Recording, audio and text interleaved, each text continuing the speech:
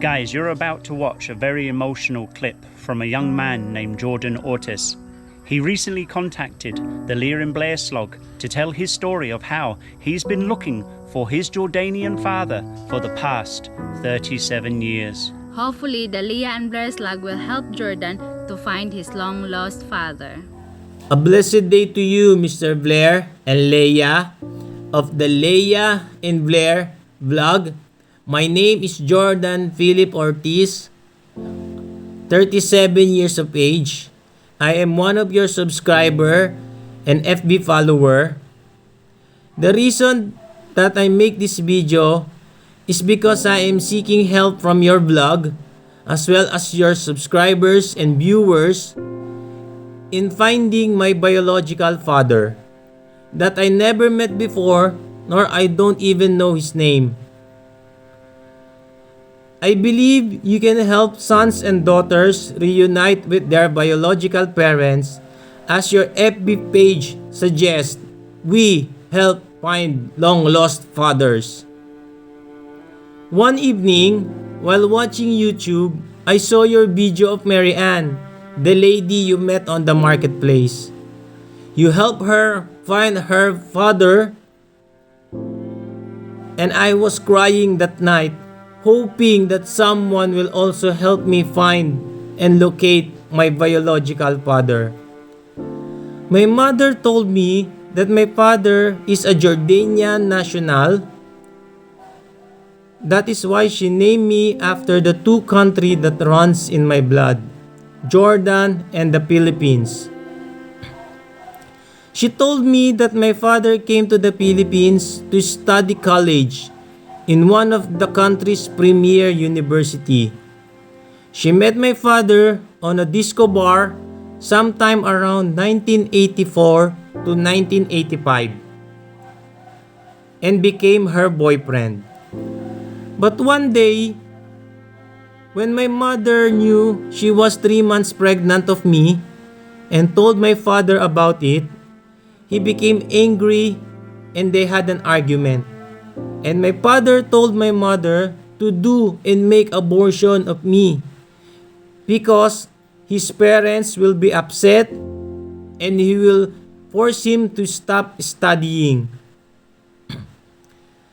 But my mother did not like the idea of abortion. She wants me to live. My father told her that if she will not abort me, they will not continue the relationship and they will separate immediately. My mother insisted to continue with the pregnancy. Then that same night, where they both slept together, my mother said that night she slept so hard and having a hard time waking up. She believes that my father gave her a sleeping pills so that she will fall asleep early and will sleep the whole night so that he could escape along with his personal information such as identification cards, passports, and other documents about him as well as his friends and family here in the Philippines and in Jordan. Some was taken away and some was totally burned. When my mother woke up the following day, my father was already gone, along with those informations about him. My mother was so devastated and angry, of course, that she wanted to forget my father in her heart and in her mind. She suffered humiliations, discriminations, and bullied, and also she has been cast out by her relatives and friends. She just wanted to forget what happened and just focus on how she will give life to me and provide for my needs. Years passed. She finally and totally forget about my father, especially his name. My mother told me she used to remember the name of my father as Abraham Al-Duwairi or Ibrahim Al-Duwairi or Ibrahim or Abraham Al-Juwari, something like that. But you know, the Arabian names is very difficult to pronounce. Also, it has a different spellings on their name. That is why it's very difficult to memorize or to remember. But she totally forget about his name. And this is my problem now. When I realized that I don't have a father because I saw my cousins and my friends that they have their fathers with them, it started to feel sad and a longing to have a father. There comes a time that I cry because I'm longing for a father, especially when my birthdays and Father's Day comes. I became envy and jealous every time I saw father and son walking, playing, and supporting together.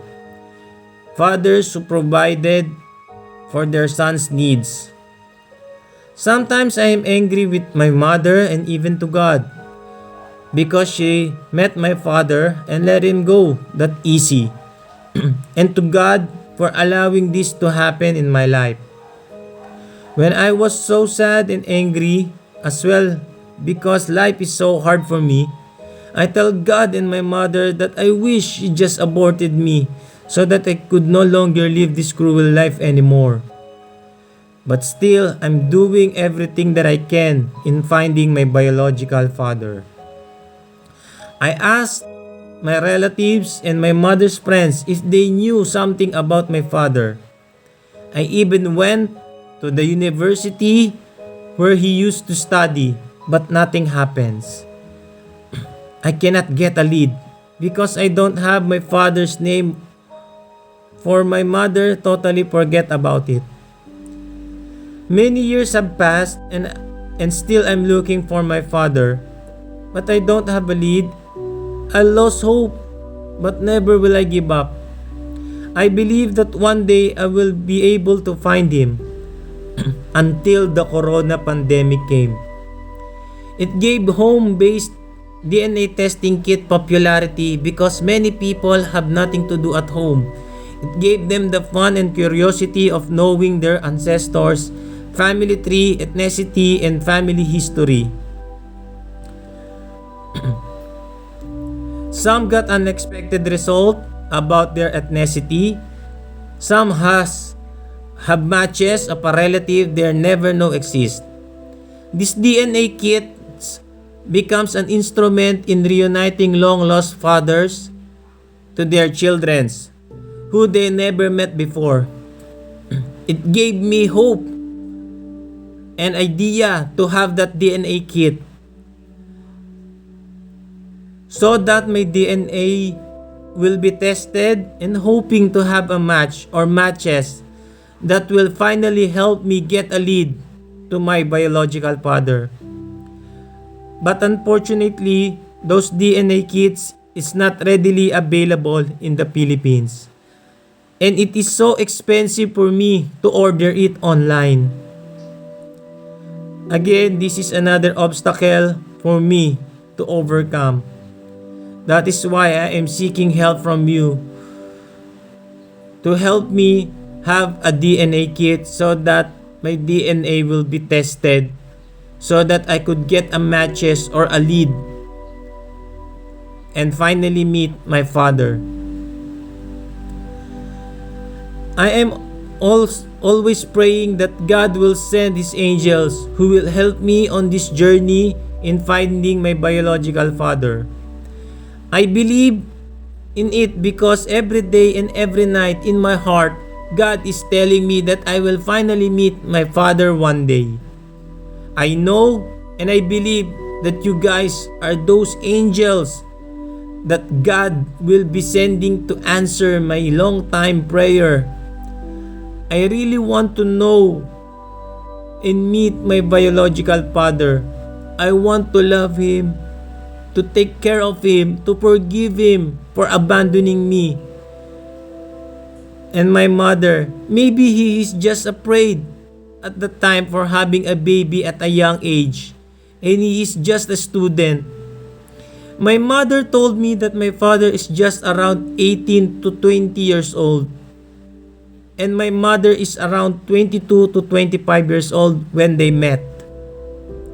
I hope Mr. Blair and Ma'am Leah, and to your subscribers and viewers, that you will help me find my biological Jordanian father.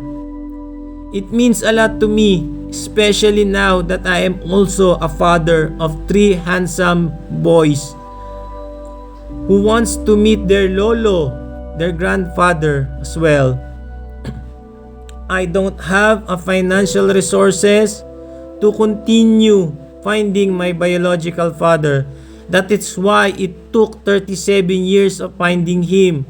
37 years of longing to hug, to kiss my father. Please help me so that I won't prolong anymore the longingness, the sadness, the envy, the anger, the countless sleepless nights of desire of knowing him, and to fill the void in my heart, to answer my lifelong prayers, to answer my lifelong questions. Who is my biological father? Am I a sin? Am I a mistake? That is why he abandoned me. So please, guys, help me in seeking my biological father. I believe you could help me and finally meet my father. This will be a miracle that worth telling, to become an inspiration to others who is also looking for their loved ones. That do not lose hope that there can be a miracle when you believe. Thank you so much. I am praying for more success of your channel because you help a lot of people reunite with their parents and their loved ones. Thank you so much for your help.